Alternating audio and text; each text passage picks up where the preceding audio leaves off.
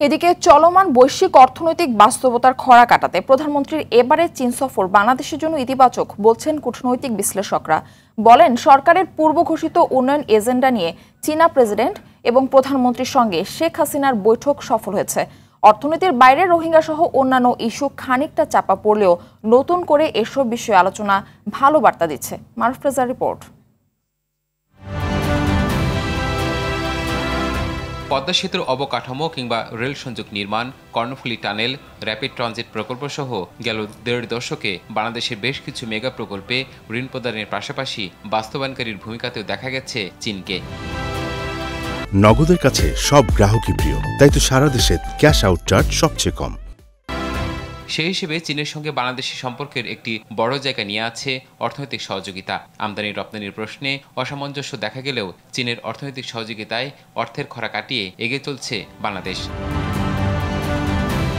ভারত সফরের প্রায় ২ সপ্তাহ পর প্রধানমন্ত্রী শেখ হাসিনা চীন সফরকে দেশের অর্থনৈতিক লক্ষ্য পূরণে ইতিবাচক হিসেবে দেখছেন কূটনৈতিক বিশ্লেষকেরা। এটা এর আগে কখনো ঘটে নাই। চীন আমাদেরকে বলছে তারা আমাদের যে এখন আর্থিক সংকট চলছে সেখানে তারা সহযোগিতা করবে এবং তারা বিনা সুদে আমাদেরকে আর্থিক সহযোগিতা দিতে চিন্তা করছে এবং সেই ব্যাপারে আলাপ আলোচনা করতে তাদের একটি প্রতিনিধি দল শিগগিরই আসবে। এটা চীনের প্রেসিডেন্ট শি জিনপিং বলেছেন।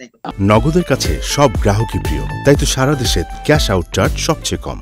আমরা যেহেতু একটা অর্থনৈতিক অবস্থা থেকে আরেকটা অর্থনৈতিক অবস্থা উন্নয়নের দিকে যাচ্ছি, সেক্ষেত্রে চীনের কাছ থেকে বিনিয়োগ বলেন, প্রযুক্তি বলেন, দক্ষতা বলেন, এগুলো আমরা পাওয়ার তো প্রত্যাশা করতেই পারি এবং আমার ধারণা এই ধরনের বড় ভিজিটে সেগুলো নিয়েই আলাপ আলোচনা হয়। চীনের সঙ্গে সমঝোতা সইয়ের বিষয়গুলোর বেশিরভাগ আগামীর উন্নয়নের ইঙ্গিত দেয়, যা এই মুহূর্তে বাংলাদেশের জন্য গুরুত্বপূর্ণ বলে মনে করেন তারা। আমাদের দুই দেশের মধ্যে যে রাজনৈতিক সম্পর্ক, সেটাও কিন্তু উন্নয়নের একটি অংশ। সেটা যদি এক ধাপ বাড়ে তাহলে সেটা তো উন্নয়নই হলো। তাইলে একই কথা বিভিন্নভাবে বলা যায়।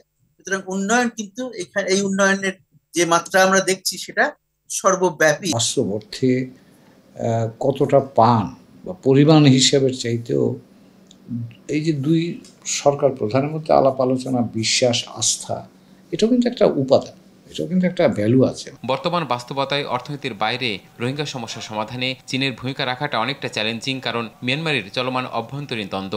এরপরেও চীনের সঙ্গে এ বিষয়ে আলাপ তোলা আর তাদের আশ্বাসে ভরসা রাখতে পারে বাংলাদেশ, মত কূটনৈতিক বিশ্লেষকদের। এই অবস্থায় আপনি ওখানে রিপেট্রিশনের তো সুযোগটাই বা কোথায়? তবে যখনই সুযোগ হয় তখনই চীনারা আমাদেরকে সহযোগিতা করবে। এই আহ্বান মাননীয় প্রধানমন্ত্রীও করেছেন। আমার ধারণা চীনারাও সে ব্যাপারে সক্রিয় থাকবে। মারুফ রেজা, RTV, ঢাকা।